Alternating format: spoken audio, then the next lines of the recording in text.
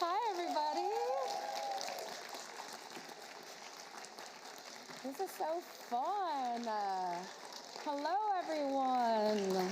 Thank you for coming. My name is McLysaght, and I was just saying to the girls, this is the first time I'm going to introduce myself as the host of Catch Up with McLysaght, which is a podcast. Thank you. I'm so delighted to be here. I was 100% planning to come to this event as an attendee, and then Aisling, who runs Kurt, asked me to come and moderate, and I was like, yes. I basically bit her hand off, because on the stage with me are three of my favourite women, it has to be said. Emer, McLysaght and Sarah Breen, authors of the Aisling Publishing Phenomena. Thank you. Phenomenon. And Bethany, Rutter, author of Welcome to Your Life. This is her first adult fiction book, so super excited to have her here. Bethany, I think actually this is a good place to start, because we were talking earlier, we were saying this is kind of a special, it feels special, this event. All of us together on a stage, and all of you. We bumped into some people who were here earlier, and we were like, oh, this is going to be good. Who was in Caribou earlier? Yeah, where are Show you, Caribou dolls? Yeah. Hi. We were like, this is going to be good. Like, only good people are going to be at this. And I was saying to Sarah that it's interesting because I am never in the majority when it comes to body type. But today, you are in the minority. How does it feel? How does it feel, Sarah? It feels, I'm fine. I'm happy to be in the minority. I am blessed. Defend thin people. No. No, I'm joking. But we are obviously... Kind of. We're here to talk about the books, but I feel like I have to start, Bethany, with the fact that you used to be a plus-size fashion blogger. That's how I came to know you on the internet. And you were, like, really crucial in my aha moments when it comes to how I felt about my body and how I feel about my body and fatness and fat phobia and all that stuff. I feel like loads of people must say that to you. What's that like? It's very kind. Because obviously I did not come out of the womb fully formed. So there were people for whom, had this role for me. Yeah. So for me to have played that part for someone else, I find extremely heartwarming and delightful. And I will never be tired of hearing that. It's just so... It really justifies all of the many hours I have wasted on the internet, the place where I live. Well, I feel like when I was reading your book, and I'm sure loads of people here have read it already, but it's only been out a week, so just in case there are people who haven't. Well, it's on sale in reception, I believe. Yes. Thank you, Both books Sarah. on sale. But I loved reading your book. I loved it for loads of different reasons. But one of the reasons that I loved it is that it kind of felt like I was watching Serena, the main character, go on the journey that I went on myself to kind of, I don't think anyone's ever the finished product when it comes to the way they feel about their bodies. We live in a world that literally profits from us feeling bad about ourselves. So, it's hard to fight against that. It is a constant fight. But Serena's obviously in a kind of evolving position when it comes to that stuff. And then she meets this girl, Nicole, who in my brain was you. Thank you. Who's showing her the light. Tell me about that decision and why you decided that should be the journey that this book goes on. So I had a very similar journey. I feel like it's very taboo to talk to female authors about their books as if their books are autobiographical, but in my case, I'm completely fine about it. Okay, good. I'm very open about the fact that a lot of things that happen in all of my books, my young adult and my adult work, they are based on my, if not literal experiences, then ways I have felt about myself or thought processes I have gone through. So it just felt quite, I just wanted to sort of put on the page the experience that I had of going from someone who felt very much like the world was happening to them and they did not really have a choice in what their life was going to look like because of the way their body looked, to someone who makes choices about what happens to them and is someone who happens to the world rather than the world happening to them. So I really wanted to kind of record that and show people that there is a kind of pathway out of that you can become a person that does things, that makes decisions, that dates, that goes on dates and doesn't just sort of accept that that's not a thing that is for them, or that they do not get to choose who they go on dates with. Just a very empowered, happy, joyful person. Isn't it so amazing, though, that in the book, and for me in life, and I'm sure for you as well, because it's the way that you've written it, that all it takes sometimes to change the way that you think about yourself or the way that you think you deserve to live is someone pointing it out to you? Yeah, and I think that is why the kind of blueprint woman that you follow online can be so powerful. Yeah. You know, just having one fat woman that you follow that for some reason really resonates with you. You know, maybe they kind of feel about themselves the way you would like to.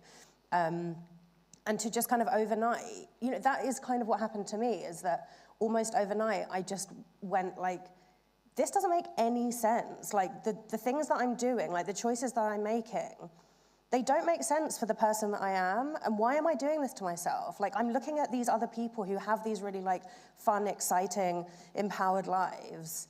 Like, why would I not have that? Like, this just doesn't add up. And so overnight I was just like, I'm gonna behave like I am that person already. And I do think that there is a lot of value in that. Just like telling the world who you are and then behaving accordingly. Yeah, fake it till you make it, turns out, works. Yeah, I don't think I think it gets like a hard rap, you know, as if it is sort of bad advice, but I think it can be good advice. I just, you know, I think there is value in it. Yeah, I mean, I think so too, because that's how it worked for me. And when I go through troughs where I feel bad again, and that happens regularly. Because you are a human. Because I'm a human being, exactly. That's the strategy I employ. Again, is no, you deserve more. Act like someone who feels like they own the world. Yeah. So confidence is obviously a huge thing at the heart of Welcome to Your Life. Serena is on a confidence journey, and she changes so much in terms of her confidence thread. It's gorgeous. And I think it's really interesting in contrast to Aisling, who is so confident. Like I was rereading the most recent book today, and there's, you know, a bit of the book where she's kind of doubting herself slightly, and then she's like, no, positivity glasses on. Like, she talks herself out of feeling bad, you know, for even a moment. Where did that come from? I think for as long as Aisling has been with Sarah and I, which is a long time now, probably 12, 13 years since we first came up with the character, she probably wouldn't describe herself as confident, but She doesn't realise she is No, almost. she's so self-assured, and she's so kind of unknowingly confident in the way she thinks and the things she thinks are right, that she kind of comes off that way. Yeah. And probably the same way as Bethany was saying, like the people you follow on the internet and you kind of set them as your blueprint. Aisling has those people too, and she's probably taking from them, like, put on your positivity glasses and, you know, stick your post-its with your mantras on the mirror and just get out there. You know, that's Aisling. She has her own blueprint as well. So yeah, I think her confidence is something that's lovely, but not something she's particularly aware of, I would say. Would you agree? 100%. Thank you, Sarah. Well, it's funny, I think, because like knowing you both as I do, I don't think either of you are particularly inspirational quote kind of people. Thanks. And yet they are such a kind of core thing that Aisling turns to when she needs a bit of bolstering. Are you coming, it reads like you're coming to that almost with a bit of like, you wish you could be that way? Is that fair? Yeah, like I know this incredible Aisling who, you know, was in my life a few years ago. She was a friend of an ex-boyfriend of mine, and she had inspirational quotes coming out everywhere. And I remember I was going through a really tough time, and she said to me, and she took me by the arm, and she was like, what's for you won't pass you. And I genuinely had never, I've learned now that that's actually a very, very common quote. Yeah. Like, I did not know that. And I was like, looked at her like she was the oracle. I was like, wow. Oh my God, that is like, I was like, this has changed my life. What's for me won't pass me. So even though this is shit, something else good will come along and it won't pass me. And, and that's how it's meant to be then as well. But that is true. Yeah, like, and that's, I think, Aisling really, but like, I was 100% Aisling in that moment, and she was 100% Aisling at all times. So she, you know, she was delivering that to me, and I was taking it in, and I was like, oh my God, this is true. And it genuinely did help me. And looking back, I saw someone on Twitter asking the other day, like, what's your least favorite inspirational quote? And what's for you one past you was coming up loads of times. And I was like, Yeah, I suppose maybe if I think about how I really feel about inspirational quotes is that I don't like them on Instagram, but I do like them in life. Because sometimes they can help you kind of pitch your way of thinking in a different direction. I think you have to be in the right frame of mind to receive one as well. Like usually if I'm flicking through Instagram, I'm like boring. But sometimes if you're looking for something and then one will resonate with you and you're like, wow, I need to follow more of these accounts. I'm wasting my time on Instagram. I guess a time and a place for everything. Yeah, absolutely. So I wanted to ask you guys, I feel like people will be quite familiar because obviously there's no avoiding you guys and the Aisling story. People will be familiar with how you came to writing Aisling, but one thing that you guys all have in common is that you were all working in writing in some capacity before turning to fiction. And I thought people might be interested to know, how did that work? Bethany, you were working in copywriting, right? So I've forgotten what I was doing at that point. No, I was a journalist, so I had a very unhappy, unfulfilling... Sorry, I've just transposed Serena's career onto you there. No, Apologies. I do that now, but at the time I was writing about biotechnology and pharmaceuticals, which now in the world that we live in is very interesting, but in the before times, you know, there wasn't loads going on. And yeah, I just really did not want to do that. And I really liked having my blog, and I liked having this kind of other life that I got to live and express myself through other stuff that was not my work. And it was actually through that an editor of young adult fiction, who published my first 2 novels, approached me and was like, have you ever thought about writing fiction? Like, I'd love to publish a novel that had like a fat protagonist, but I'm not getting sent anything like that. Do you write fiction? And I didn't, but because I am, I will hold my hands up and say I am like a middle-class white lady. If someone says that, is like, can you do this thing? I'm like, yeah. So that's how I ended up writing my first 2 novels, just through sheer willpower of deciding that I could do it. Yeah, but I mean, really, I was following you for that whole time, and you really did. Like, you would like get up early, get your words done. Like, there has always been an air of confidence through the internet that has come to me from you via your writing. Every other writer I know is constantly in crisis. Like, I just don't do terrible. that. I don't know I'm really allergic to that. I think because to me, it's such a like prosaic work thing. Like, for me, it is not like art. Okay. So it's just a thing that I do. I hope I do it well. I hope people enjoy it, and I hope it means something to them. But I'm not going to be like a starving artist. Torment. Yeah, I'm not going to be like a tormented artist living in like a turret. And like, so I think that enables me to be quite like, I'm going to write this many words today. I'm going to get it done, and that's it. And be very kind of like assertive and confident with my writing. Yeah. And yeah, I like that. That helps me. I've heard you talk about this before, Emer, that kind of, my work, my torment. And I know that you don't see it that way. I certainly don't. I can speak for Sarah and we definitely don't see it as my art. But we also don't see it as Bethany does, in that it's just do my word count. I'm not going to stress too much about it. I particularly stress about it way too much. Put it off. I am a chronic procrastinator. And then just do it at the last minute and hope to God it works out. Yeah. And Sarah's slightly less.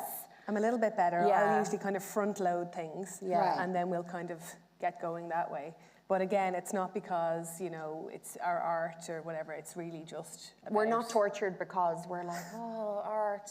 There's usually like something on telly, or like there's something in my phone, or they launched a new flavour of Below Deck. Yes. Down Under to watch. Time to now. investigate. Because we were like, that deadline is months away, and then it's like, that deadline is 8 days away. Do you ever miss deadlines? Do we what? No, we don't miss deadlines. No. We have, if we think we're not going to meet something like long term, we will negotiate like an extra weekend, but we would never have something like due on a Friday and like not submit it on a Friday. When we started, even though people seem very surprised when we submit things on And time. the process works. So it's, like, does you know, work. it's almost like I think all writers just end up writing the way they need to write to get the work done. Yes. So like, even though you think that you're sort of being unproductive, like that's just your workflow. You've said this before as well. You build Yeah. in time wasting, and I think that, like, I do that as well. And also we're programmed, and I think the pandemic has showed us this, we're programmed that you're supposed to work 9 to 5, and you're supposed to work all these hours of the day.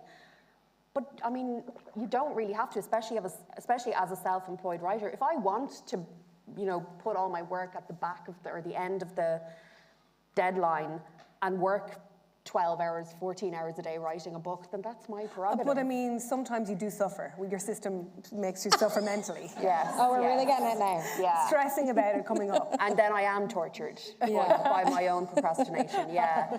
I mean, I've written 10, 12,000 words in a day. So we do it like on a shared document on Google Docs. It's very unstable, unsecure. Do not do this. And we'll, you know, have a deadline in 2 days' time or something, and just Emer is out there churning out literal chapters of Aisling books. And I'm trying to keep up. She'll be like, okay, next chapter, you need to write this. And I'm just like, you're writing so much faster than me. You're gaining on me.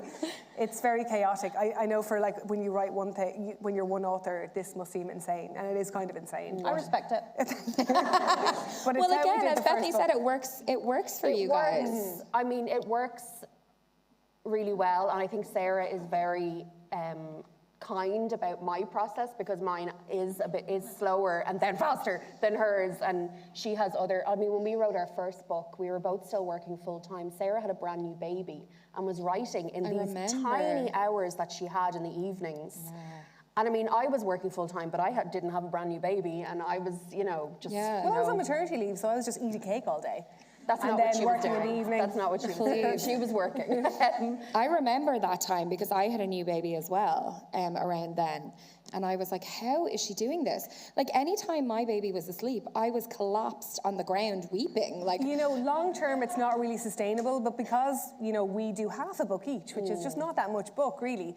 And we do it like maybe for 4 months. Yeah. We do a book between us. Yeah. So, I mean, you couldn't do it for 12 months of the year. You would just simply die. But you could survive on no sleep for 4 months. You do hear other writers. I remember when Sinead Gleeson wrote Constellations, which I think was her first book, and she said she had been working on it for like 5 years, getting up early in the morning before her children, and that is a labour of love. Like, that's a real. Whereas we were working to a deadline set by a publisher and said, "Can you have it by this date?" And we were like, "Yes, we can." And her, like, that, you know, that's a different process, and maybe she is a little bit more of the tortured artist, but like in a really good way, positive way. Yeah. Whereas we're more just kind of like, we have to do it.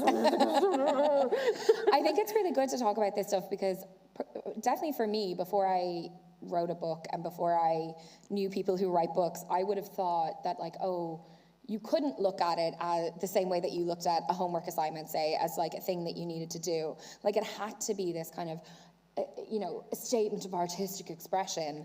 And I think it's really kind of democratizing or something to acknowledge that it doesn't always have to be like that. Yeah, because if you think of it as like it is a tortured artist thing, then you get into the mindset that I was in, which is that fiction writing is for people who are not like me. Yeah. That because I am like happy and confident and, you know, businesslike and can get stuff done, that is inherently not compatible with writing good fiction. Yeah. That there does need to be this kind of like, woe is me vibe, which there just doesn't. And like, I think there are probably many people here who could write a novel. Yeah, who that's why have not thought of writing a novel. 100%. That's kind of why I wanted to say this, because it's so cool. Because you were approached to write a novel, and we were the same. It's not like we went out looking for a book deal. We were approached again. And people often ask us, you know, oh, how can I get published? And I don't know. Someone asked that us is the only problem. It's like it becomes difficult to give meaningful advice on that because I'm like, I did have a different experience of publication to a lot of people, and you had the same experience experience as me, which is quite unusual. I think for a long time, though, I definitely kind of downplayed. It was like, oh, someone just asked me to write a book, and then I just wrote one, and people liked it. But I mean, both Sarah and I had been working in journalism, publishing. And that's the reason why they offered us the book deal. Like we were professional writers. We had a lot of experience. It wasn't just that we were like people off the street. Yeah, like we weren't just, I was going to say gardeners, but I'd say gardeners write great books. But you know, we weren't. It wasn't a complete non sequitur to go from what we were doing to then writing a book. It made sense. Yeah, yeah. But of course, you don't have to be working as a writer to write a great book either, so don't let that put you off. Okay, I want to get down to it. I want to talk about internet dating, because I know this is an abrupt change, but both of your books feature many terrible internet dates. And as someone who tragically got into a relationship before the time of internet dating, I'm so, you know those people who are like, I never did it, and they want to take your phone and like look through your Tinder or whatever. I'm that person. Sarah also in this boat. And I loved reading about the terrible dates. And I know that we all, obviously Sarah and I don't have experience of internet dating. Emer, you have a brief dalliance, which I want to talk about. But Bethany, you met your husband on an internet date. But how many dates did you go on? You just gave an extremely large number. So I dropped the bombshell while we were doing our little sound check of that. Before I met my husband, I went on between 200 and 300 first dates. It's a lot of dates.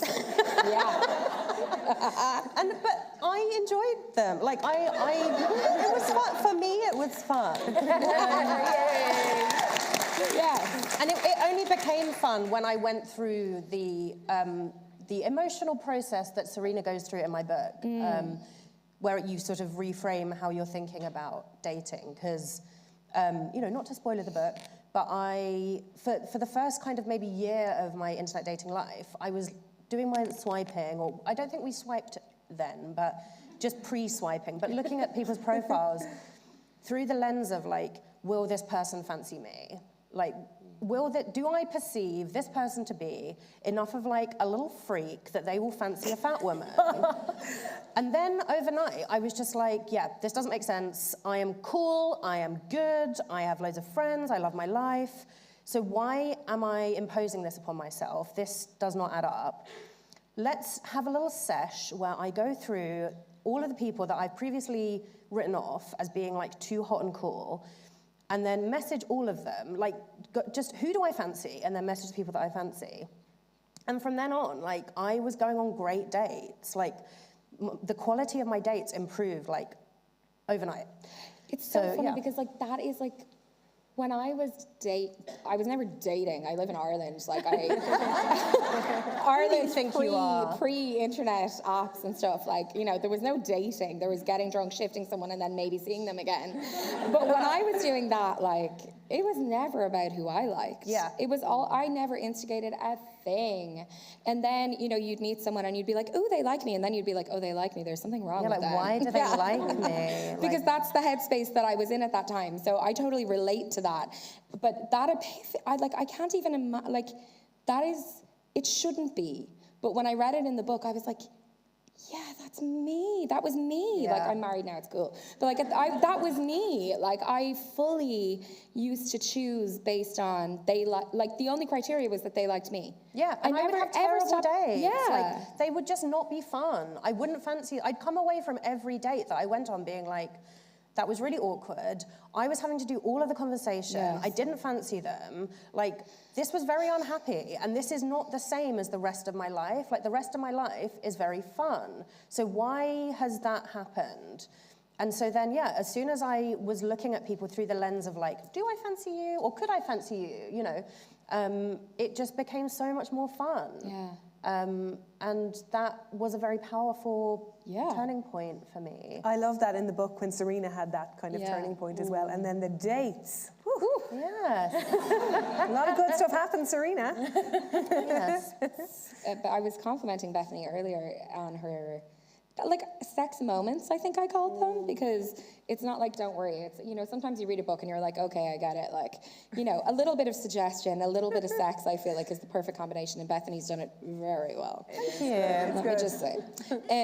Emer, you have dipped in and then you were like, not for me. I'm trying to think back to when I actually did dip in. So I went through one of those horrific, traumatic breakups that really break you, like about 10 years ago, and that really shut me down for a few years. And then after a few years, I was like, okay, maybe I'll try the internet dating, but I was very self-conscious about my body. I was very self-conscious about what they might think of me. I was doing the thing where I was picking people based on, but do I think this man who I don't know, and I'm only looking at this photo of him, and I mean, if it was Machu Picchu, then it was no, and if he was petting a tiger, it was no. Like, I had some criteria. But if he looked kind or whatever, and then I was like, but will he fancy me? Will, is that, it doesn't matter if I fancy him. So I think at the time I was kind of doing that, and I did go on a few dates. I remember going on one date with an awful man. Like, he just was so full of himself. Like, I just didn't fancy him at all. And that was kind of heartwarming because heartwarming. The bar is just... That was the best date of my life. Because, I still, the date was fine. Like, he was just very... Anyway, this isn't about him. But I was able to be like, I don't fancy him. Like, I don't want to see him I have again. a say in this, Yeah. And then I remember going on another date with a guy. I only went on a few. Like, I didn't go on many. I went to another, and I did like him, and we ended up shifting in Reraw in Dublin, which is that R.I.P. club. Yeah, A lot of R.I.P. shifting happened in Reraw. And he ghosted me. But I know. He got what he wanted. He got the shift. I can't even remember his name. Irrelevant. I can't remember. I actually can't even remember his name. But I remember I didn't care that much that he had ghosted me, and that was a revelation because I had come out of this really heartbreaking relationship breakdown, and I hate him. That was we hate him. I've never met him. I hate him. You think? You'd hate him. She's met him. And I can't remember why I didn't continue dating, but I think it was crippling self-consciousness. It was too, I can't imagine what it's like to go on a dating app and be like, yeah, these guys are, this is for me, and all of these guys are going to be, something for me. It was just too much. It was too much stress. Yeah. But definitely at the time, I remember Sarah taking my phone, because Sarah was married, I think, probably at that time. Sarah's actually married 10 years this year. And she would swipe through, I think it was probably Tinder. It was Tinder, yeah. Great sport. Right? Swipe all these men. Because it's exhausting when you're swiping, and then if you have this added kind of pressure of, but will they actually... It's not that fun. It's work. Yeah. So she did it a bit for me. But Good crack. and then I dipped back into it then a few years later, and this guy I remember insisted on ringing me, and that was kind of Why? No phone calls. What's his angle? What did he want? He must have thought he had a great voice or something. I don't know. I think maybe. Did he think I was scamming him somehow? But You're catfishing him. I knew nothing about Early him. in his own self-confidence journey, and thought you were too good looking for him, and thought you were going to ghost him. Possibly. Maybe. So we did have this odd phone call. It went nowhere. Jesus Christ. That sounds traumatic. Would you, if you found yourself single again, Heaven forbid. I don't want anything horrible to happen to Owen. Not an but if you accident or found anything. yourself single again, would you engage in the apps? Well, everyone kind of does now, don't they? It seems like the only way. Yeah, and reading Serena's journey on the apps would kind of whet your appetite for a little bit. Yeah, me too. There's a world out there. I was like, will I break up with my husband? But it's not like there, I think like back in the day, before I was married, internet dating was this kind of chat room thing. It was kind of creepy and weird. Whereas now it's like, which app are you on? Is it Bumble? Is it Tinder? Whatever. Are you on all of them? Good for you, Hinge. So I think I would, but the old-fashioned way is nice too, isn't it? Just shifting some stranger in a pub. Yeah, I mean, there's a certain our romance ancestors. about it because, for me, every guy I ever randomly shifted, I was like, oh my God, someone likes me. This is it. I'm getting married. And then they would always fucking ghost me. Yeah. I remember there was one guy. Sorry, no, this is not supposed to be about me. There is an audience. One guy who I always had really hot best friends. Always, it was a fucking curse. Someone's like, My best friends are still really hot, by the way. But I always was the fucking fat friend beside the hot girl. And there was this group of guys who all fancied my friend, who we used to obviously go out with every week. And I'd stand there, and I I wasn't mature enough yet to kind of disengage from that process. And one of the guys who I did not fancy at all, was not attractive at all, was not interesting at all, I got a text from him asking me out. And my friend was like, oh my God, you should totally go, because she was of the opinion that I should take anything I could get. Similar to the sister. Yes, Melanie. Melanie in your book. Yeah. And I remember being like, ugh, okay, fine. Like, I don't know, fine. I was like, yeah, okay. And then it was a joke. What? Louise, I didn't know That's that. nice. Sorry, how old were you? And like 18. No. Yeah. Why are they so I feel cruel? like that is not okay, but if you'd said like 24, I'd have been like, well, I will go and kill them myself. Yeah. But that's yeah, we were wild. young. But like, I But think not that long. You know, it's you know, that I'm kind like, of let's dox shit. him. We can find him. But it's that kind of shit that puts you in the headspace. Yeah. 100%. Like That you're like, yeah. oh, no one's ever gonna like me, and I'm lucky if anyone pays any attention And to if me. they do, it might be a joke. Yeah. Like, how are you meant to, like, I literally don't understand how we are meant to have the skills to, like, get out of that mindset on our own. Like, it's such a huge thing to ask young, especially fat women to do. Like, before I was with my husband, my ex-boyfriend before him was, in conventional terms, extraordinarily good looking, like really, really very, very handsome, to the extent to which when we matched on OkCupid, I thought that was a joke. And then when he wanted to meet, I was like, I'm being pranked somehow. I don't know how, I don't know what the angle is, but I'm being pranked. And like, I would never drink before I went on dates. And before I met him, I literally had to have like a drink because I was so nervous. And like, he turned up and he was as good looking as it had been suggested he would be. And with hindsight, like we were together for some years and he should have been someone that I slept with like maximum 3 times because we were not compatible. But I was just so flattered by the idea that he liked me that we ended up in like a multiple year relationship. And like the person I am now would not Just really tolerate that. escalated, didn't it? It went way too far. Like I took it too far. Years. You know, years were spent. But yeah, just like I was not equipped to not be flattered. You know, there was just so much complicated stuff to do with like how I felt about myself and like how, you know, validated I felt by this extraordinarily good-looking person being interested in me and like all of this stuff. And it's just like, I was, you know, 22. Like, what was I meant to, like, how was I meant to know any of this stuff? I know, there should be a handbook. Like, I really feel like, especially as fat women. Write one. I kind of did. I feel like between us, It actually we didn't all, do you that know. well. Well, I enjoyed it. I was ahead of my time. It's a great book. It's a really great book. But I really think that moment, and it's interesting because you confront it really beautifully in Welcome to Your Life, where Serena meets men who prefer fat women. Yeah. And that's kind of can be a bit of a touchy subject because, you know, some women are like, I don't want to be fetishized. And then other women are like, well, in the same way you can prefer a blonde or a brunette or whatever, like, you know, what's the big difference? As long as they're interested. And she says this in the book, like, as long as you're interested in me as a person. And I thought that was really good to have in there because I think a lot of us are convinced that those men don't exist or they're some kind of weirdos. Yeah, and I think there is this kind of reaction, and I understand it, you know, kind of to be like, I don't want to be fetishized, like, I'm a complete person, I'm not an object of fetish. And like, that is completely true, but I also think that like, maybe culturally, people are not really equipped to understand an attraction to a fat woman as like neutral and have to sort of think of it in those terms because it is such a weird taboo. You know, I don't know. So I think, yeah, I'm glad to sort of be able to contribute to this conversation and be like, just because a guy generally prefers women who are bigger, like that's not inherently like a weird thing. Like if you think about the patterns of people that you have dated in your life, there may be some common thread. Like, would you consider that to be a fetish? Like, I don't know. Yeah.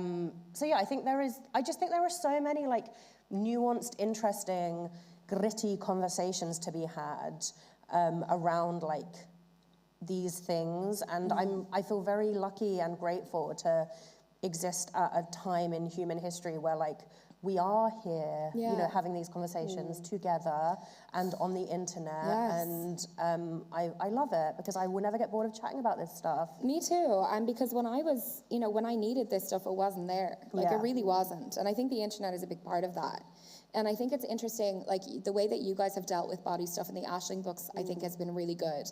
Because obviously Aisling represents so many women. And in the first couple of books, Aisling is like Weight Watchers points, and she's, I think, a size 12. And like, you know, she's so many women, so many Irish women live in that kind of body and live with that kind of constant, how many points is this, how many calories are this, and constantly policing themselves and what they eat and making sure they stay in a certain shape. But then she progresses because she meets a fat friend. Yeah, I think when we wrote the first Aisling book, and for the first maybe 5 or 6 years we were talking about Aisling, it was a big trait of Aisling to be a Weight Watchers member. Yeah. Because we had come up with a character like 15 years ago. Sarah and I used to go to Weight Watchers. So it was like we've all been in Weight Watchers, Who right? among us have not been to Weight I mean, Watchers? the chokehold Weight Watchers had. Loads of us, right? Yeah. They're not in Ireland anymore. Yay! They drove the snakes out of Ireland. Honestly, Thank you, St. Patrick. yes. But it was kind of a core trait, one of Aisling's core traits, that she knew the points in a purple snack and she knew the points in a chomp. You never forget. You Like, never forget. I can have as much Diet Coke as I want. Like, don't I've been in forget. situations like in a work canteen or something if you're having like a bar, somebody goes, you know, there's 8 points in that. It's like, pointing out, and people like tortuously cutting up donuts in it. Oh, my And then they God. change the system every few years so that So you know, can't different remember. videos, Yeah. you know. So when we came up with Aisling and we wrote the first book, and the first book we wrote in 2016, 2017, not that long ago, there was so much less of body positivity and fat acceptance. That's when I wrote my book. I told you, ahead of my time. Yeah. Ahead of my time. All of those kind of things. There was so much less of it. And and I'm a person who has been a thin person and a fat person. So I've come at it from both sides. And at the time that we were writing, at the time we came up with Aisling, I was constantly cycling, doing what Aisling is doing, but on a bigger scale. And so Aisling was constantly probably going from a 12 to a 14 and back to a 12. And, oh my God, I'm a 16. And, you know, this kind of thing. And always thinking that internal monologue, always thinking about it. And I think that reflects a lot of women. Yeah. But when we came, I think it was the third book, we had become very uncomfortable. I was very uncomfortable. I think Sarah was the same with how we had portrayed Aisling. That we hadn't been critical about the way that she was looking at food and body. And her own body. We were really, presenting it as comedy with absolutely no criticism of what she was doing. So, and by the time we were writing the third book, I was like, I'm not comfortable with this. We need to address it. We had a character who it turned out was fat. I don't think We'd never described her. No, and I loved described that her, because yeah. she We had to was go back and check. described as like hot, charismatic. Men loved her. Super confident. Everything you knew about hairdresser, her. so she's into beauty. She's banging. And then we used her to hold a mirror up to Aisling and be like, so Aisling would talk about herself, like, you know, the dress is clinging But I to think me, Irish or- women do that as well. Like, we're very self-deprecating and it can be quite funny. But she didn't realise, as a lot of women don't realise, that when you're talking about yourself like that, your friends who might be different shapes and sizes to you can hear it. Yeah. So they think that, if you think your thighs are too big, their thighs might be bigger. What do you think of me? Oh, yeah, exactly. Are you disgusted by me? And, you know, it took Sharon, the hairdresser character, to kind of call out Aisling on that. So, like, Aisling is a thin woman in the books. Yeah. Aisling doesn't think she's a thin woman, but she is. So she had to be told, like her friend, as Sarah said, was like, but if you think you're fat and if you think fat is disgusting, what must you think of me? Like, what do you see me as? Like, so it was important to us to address that, and I'm glad we did. But the you tricky did it thing, so well. the tricky thing about doing a series as well is we need Aisling to kind of grow and change with every book, but at the same time she has to be the kind of core Aisling. Yeah. But that was one way that we felt really comfortable changing that kind of narrative around weight and herself and her body and her own feelings. Well, I thought it was great, and I saw lots of women respond really positively to it online. So, you know, I mean, look, we're all evolving. I mean, we've all, as we've said tonight, or today, what time is it? As we've said today. It's 5 o'clock somewhere. Yeah, we've all been in a less evolved place when it comes to this stuff. So, of course, it makes sense that she would evolve. And that's okay. as well. I mean, as long as you're 100%. open to learning and, you know, you can change your opinions about things, that's fine. And you get new information, you And change. when we first came up with Aisling, when we wrote that first book, I truly believed that Weight Watchers was the only way forward, that was the saviour. Yeah. I do not believe that now. I believe the complete opposite. Yeah. And it just goes to show how quickly things can change. Yeah. I like to think about where we might be in 5 years, I in 10 know. years, and it's like, hey. Yeah, I know. Just I the know. idea that, like, you don't have, like, a fat person is not a failed thin person. Yes. That you do not have to imagine yourself, if you are fat now, you do not have to assume or envisage a future in which you are thin. Like that, to let go of that belief. Or there's a thin person trapped in your It's body. such a waste of time. Yeah. It's such a waste of time. I think that is fundamentally I still do yeah. it, but I acknowledge it's a waste of time. I still do it all the time. Yeah, It's me just too. But you have to dismantle that thinking. Like, it Yeah. doesn't happen overnight. Like, Yeah. it takes time. Yeah. Just even on like a science level, like diets don't work. Yeah. You know, they do not work, or they work very short term, Yeah. and then long term they do not work. So even just if we take emotion out of it, then just from a numbers level, the odds are not in your favor. Yeah. So you purely on that basis alone, you may as well just be like, this is the body I've got. Yeah. What can we do with this? Like, how well can I treat this body that I've got? And how well can I live in the body that I've got? Because odds are this is going to be the body that I have for some Preach. time. Beautifully said.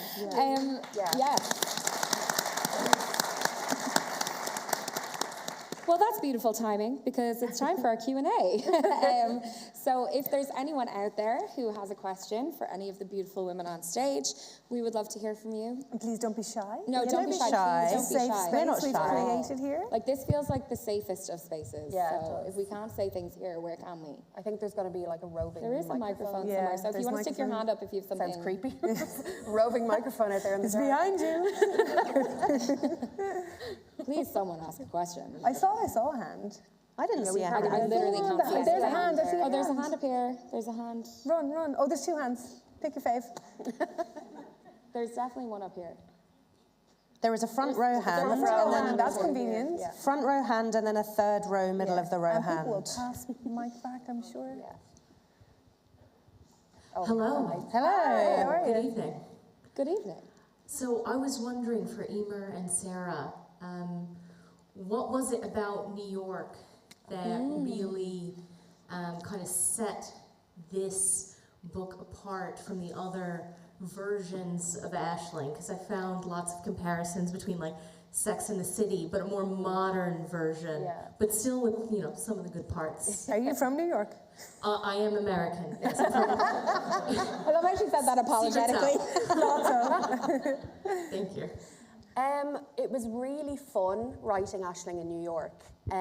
We always had this idea Yeah. to send her somewhere, and actually we pitched it to our editor for our second book, and they were like, let's bed her in Ireland a little bit longer. Yeah. So there was always an idea that was going to happen, and I think the timing was just right. Timing was right. To send it to and New York? There's such, I mean, you know, well-discussed history of Irish people going to New York, emigrating to New York.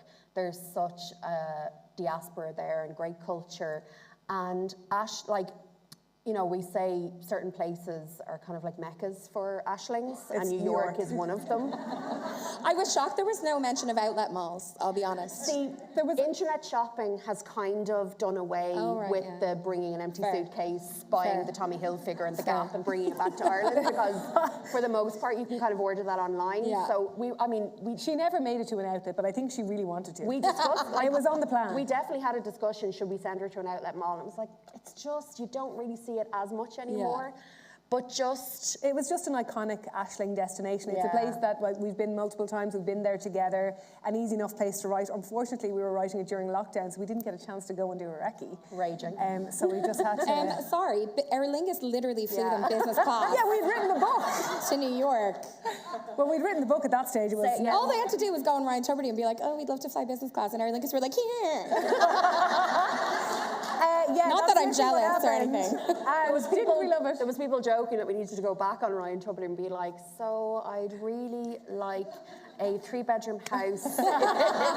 Semi-detached. Yeah. It just makes sense for Aisling. Yes. Although it's far from business. You did some very good hashtag content. I mean, I think it was well great. deserved. Listen, we enjoyed it. We really enjoyed it. If anyone's out there with a private plane or anything.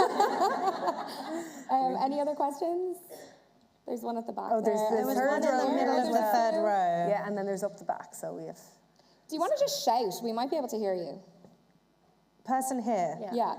Third row. Hi. I remember Aisling before the books from the Facebook page. OG. An OG, yeah. I think it was when I was in college, we were like talking 10 years or more. Yeah.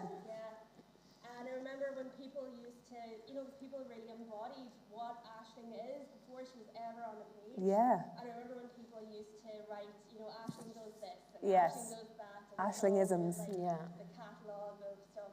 And what was your favourite ever post on that page? Oh God, I can't remember. One of the really early ones was, so this will tell you how long ago it was. It was when Brad Pitt had left Jennifer Aniston, and in our minds, he had left Jennifer Aniston for Angelina Jolie. We'll never know what really happened, but that's what happened in our minds. And poor childless Jen was left, and she still is poor childless Jen. She'll never. When Jennifer Aniston is 80, she will be in the headlines as poor childless Jen.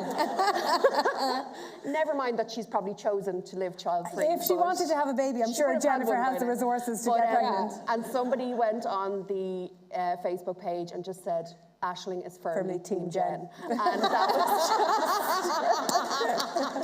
it encapsulated so much. Team Jen. It was just... But back then there used to be the Facebook group in its heyday was amazing. Like there were so many good posts. Yeah, but because you guys unfortunately- you were really careful when you were writing the book because you obviously hadn't created the people who had been created by the people on the Facebook page. So you guys were very careful not to use that because obviously it wasn't your content, Yeah, right? there was a couple of characters that like the Facebook group members ended up creating. Like there was Mihal with her gay friend, and then when the book came out, they were like, "Where's Mihal?" It's like justice for Mihal, but there was no. We hadn't created Mihal, so we had to. We couldn't have him in the book because we hadn't created him, and we were really, really careful about that. Yeah. We had to be. Like you can't just take stuff off the internet and pass it off as your own. So and we had to be unfortunately, careful. Facebook has since died a death. So the group has kind died a of death. died a death, just with the kind of demise of Facebook and the demise of our peers using Facebook. It has kind of died a bit, but we have great memories of that Facebook group. Love it. Never forget. Okay, another And there was question. one up there. Yeah, perfect. Would you ever be open to the idea of maybe like a TV series? About Are we? Are we currently writing one? Or, Yes. so I'm just behind on the info. I'm just curious. In terms of just like the casting of her, I would imagine everyone has their own kind of version of her themselves. Is she a really precious character for you, or are you happy for someone to take her on? I just got a message on Instagram actually the other day from a very well-meaning fan of the Aisling books, and she was like, "Look, I'm not a professional actress. I've never actually done any acting, but I loads of just these. feel like I could play Aisling really well." And it's just like I just admire her confidence so much. Yeah, that is beautiful. That we would cast somebody who's never acted before. I've actually gotten like a surprising number of messages like that, where people are like, I just really feel like I would be Aisling. Yeah. And you're like, okay. I'm available to play Sharon, just saying. Amazing. Okay, it's good to know. Bethany, would you be interested? Like, would you see Welcome to Your Life as a film or a TV I could series? totally see that It's as very a rom-com. Yeah. Do you Great understand rom-com. how lucrative it is Yes. to convert books into film and TV? So yes, I would be It's not open to that it. I love it. It's all business for Bethany, and I love it so artistically, much. Like, yeah, great, but business. Maybe in the UK it's different. I feel like it's different. It's different. Yeah. No, it's not different at all. Like it. The money is different, trust me. Yeah, I guess so. I mean, we are, just to answer the question, we are working on An adaptation. a TV adaptation of the first Aisling book. It's been in the works for a long time. We're currently... It was originally a film, and now it's a TV show. 8 Normal people episodes. changed everything. Yeah. We're working with the company that produced Normal People. Yeah, so we're just kind of... Element. Element Yeah, Pictures, yeah. They're good lads. They So are we're great just kind of lads. hoping somebody picks it up. I mean, It's going to get picked up. yeah, it's... We've done the pilot, we've done the outline, we're working on the second episode now, so it's out there. It's a tricky one because Aisling is... Like, it's fairly lo-fi. Like, there's not a huge It's certainly low amount... budget. There's not a huge amount of drama. There's not a huge... So turning it into TV, and it's, so many TV shows are so, like, elite now, and so much happens in them, and there's so much murder and espionage and whatever, and it's just like... Aishling's just like, oh, Pensions Plus. But then you see something like Derry Girls, and that's like low stakes as well, and that's amazing, and we're excited for the third series. So we are currently working on scripts for a TV show, and fingers crossed. Because that's when you get the big bucks. Yeah. So yeah, Come on, the big bucks. that's the big bucks is when it gets produced. Okay, so anyone else? Anyone else? So there were a couple this of arms. person down here, yeah. Two questions for Emer and Sarah, and Okay. one of them's kind of been asked, but I just wanted to make a comment first. I just wanted to thank you, Emer, actually, for talking about your health journey, because I think for a lot of women who, would have experienced that, you know, can be a lonely place. So Yeah. it's great to see, you know, someone talking publicly Oh, about thank it. you. I'm glad I And shared also it. just about, you know, women's bodies, issues and confidence. I think no matter what body shape you are, a lot of women experience those things. Yeah. You know, it doesn't necessarily have to be a particular type of body. Yeah. I think every woman. Yeah. No matter what shape. So it's great to bring that discussion out there, because I think a lot of people feel they're alone in that, you know, feeling like Yeah. that. So that no matter what, because I think there's this thing that if you're a certain weight, you will be happy, Yeah. or that you'll finally get that confidence. And you know, for most people, it's the opposite. You know, it's getting the confidence. Yeah. But the two questions I wanted to ask was, one was, is there any character in the books that you think, oh, I'd love to do a spin-off? You know, I'd love to write a book about them. Oh, Magella deserves her own Yeah, spin-off. I love Magella's probably my Magella favorite and character. Pablo, it's Yeah. like, what a couple. They're so fun to write. Yes. Like, and that, even saying that, like, I'm like, oh, you're such a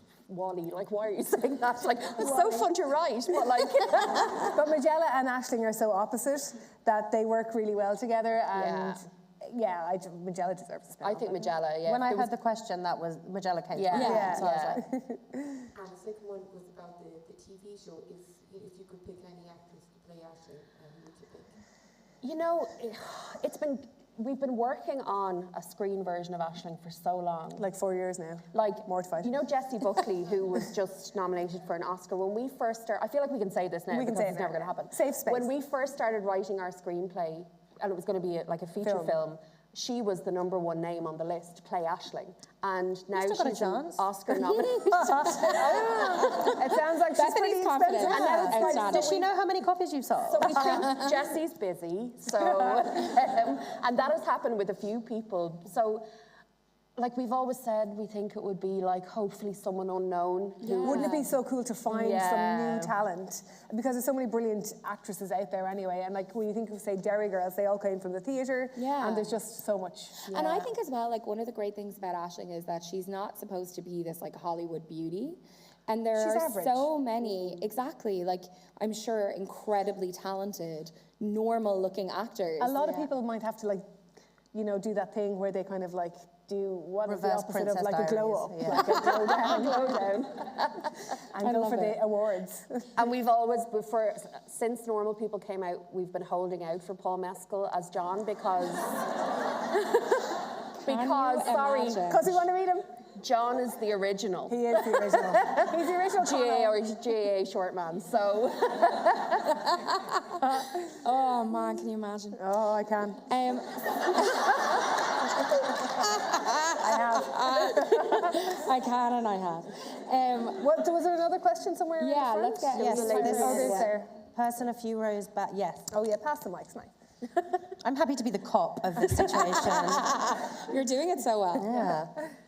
So I think it's probably more than a couple of weeks ago now, but recently going around online, there was a tweet about women's literature and stories for women and how women are often stigmatized about liking stories where good things happen to women and they get happy endings. And I was just wondering, kind of, given that that is the market that you operate in and are incredibly successful in and show the validity of good stories for women, kind of how have you come up against that stigma and kind of how have you best responded to it, I suppose?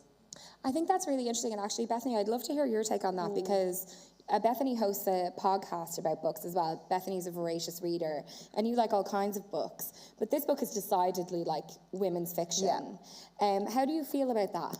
Yeah, so I started thinking about that a few years ago when, do you remember the film Lady Bird? Yes. Which I loved. Yeah. And I just remember being like, why is this not taken quite as seriously as other kind of Oscar-y films of this year? And I was like, it's because it's a happy film, isn't it? Like that is the reason, you know, it's a happy film, a sort of happy, you know, vaguely happy film about a young woman. And I just don't think we have culturally like the capacity to understand that as a serious story, to understand, you know, a sort of young person making their way in the world, figuring out who they are. Like that is so serious, that is such a kind of fundamental, beautiful story. And yet we look at that as a kind of frivolous, nothing really happens, it's just a teenage girl living her life or whatever. So I do think about that a lot, because I think there is a lot of great stories and great art made about women living their lives. And I'm very happy to be part of that lineage. And I think I feel very grateful to be writing books that can be read by pretty much anyone. There is not a kind of genre barrier really to leap. There's not a accessibility barrier to leap. And I'm very happy. I love it. I'm really happy to be in that space and to be contributing to that because I think it's beautiful and important. What about you guys, Sarah and Emer? I think we're definitely like climbing the ladder that's been left down by the likes of Marion Keyes, who has spoken about this kind of before her time almost. Yeah. Like she has said for a long time, like if women like something, then it must be stupid and silly, then it must be frothy and frilly and not taken seriously. And she has proven that completely wrong because like I think that she's a classic in Irish literature now. And I think she will go down in history as classic, just as Maeve Binchy rightly will. I think that we've learned a lot about genres and the genre that we write in, and it is often coined as women's literature or commercial fiction or women's fiction, but there's no men's fiction. Yeah. Like, it's almost like they're afraid I know, that even I used that term earlier. It's not a term But I it's like. fine. No, That's but what it's called, a common you know. term, but I it's don't like, think there's anything wrong with it. it's like they're almost afraid, like a man will pick up a book meant for women. And Heaven forbid. what if he wastes his time reading this silly rubbish? Like, and it's just so ridiculous. And I would wager that women's fiction and commercial fiction just sells so much more than anything else. If you look at the bestseller charts every week, you can see that it's books like ours that are keeping the publishing industry going. Like the publishing industry in Ireland has proven itself to be pandemic proof. If anything, book sales have gone up the last 2 years.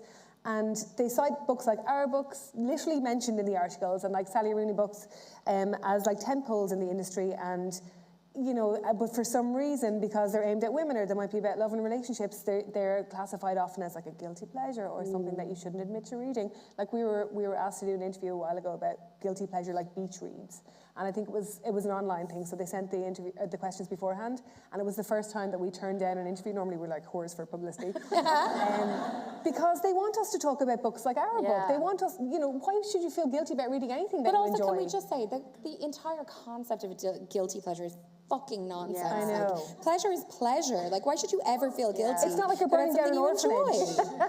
You're just reading a book. Yeah, I'm just reading some like pro-Nazi literature. That's guilty pleasure. Like, come on. What I thought was interesting, Sally Rooney's most recent book, Beautiful World, Where Are You? I hope this isn't not too much of a spoiler, but it has a fairly upbeat ending. And it was criticised like a lot for that, because they were like, oh, but it didn't end in, you know, I feel like she kind of like pandered to the masses and, you know, wanted it to have a happy ending. And I remember reading it and going, oh, I hope this ends okay for these people. Like, I just wanted it to end okay for them, and it did, and I was happy.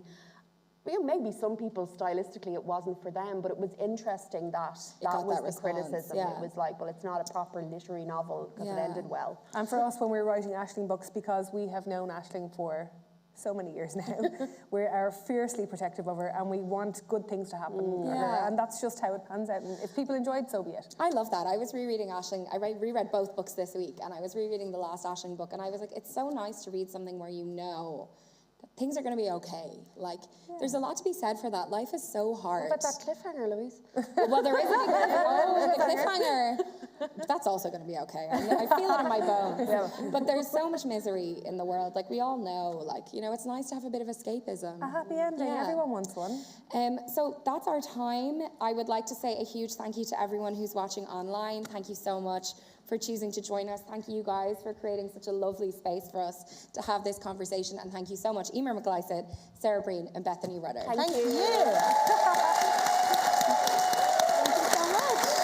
And I think we're going to be signing books out the front now. Oh yeah, sorry. The books, I'm halfway out the door. I'm not selling books. The books are on sale out the front, and the gals are going to be out there signing. And if as you well. brought a book, we'll sign your books out the front as well, of course. Yeah. So if you